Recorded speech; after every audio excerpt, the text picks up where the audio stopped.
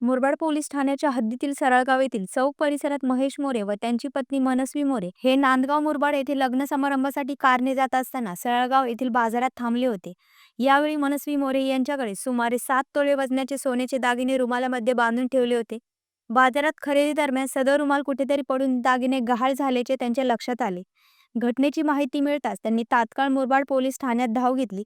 Police निरीक्षक दादासू एडके यांनी त्वरित दखल घेत तपास पथक तयार केले. त्यांच्या मार्गदर्शनाखाली पोलीस हवालदार नितीन घाग, गावडे, रामदास शिंदे, नानावरे, देवरे यांनी परिसरात शोध मोहीम राबवली.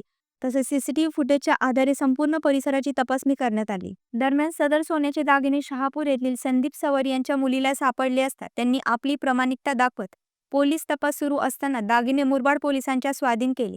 पोलिसांनी सदर दागिने तक्रारदार मनस्वी मोरे यांना परत केले. या घटनेमुळे मुरबाड पोलीस ठाण्याची तत्पर व कार्यक्षम कामगिरी तसेच संदीप सवर यांची प्रामाणिकता यांचे सर्वत्र कौतुक होत असून मुरबाड तालुक्यातील जनतेचा पोलिसांवरील विश्वास अधिक दृढ झाला आहे. जीवन शिंदे, जनशक्ती, मुरबाड.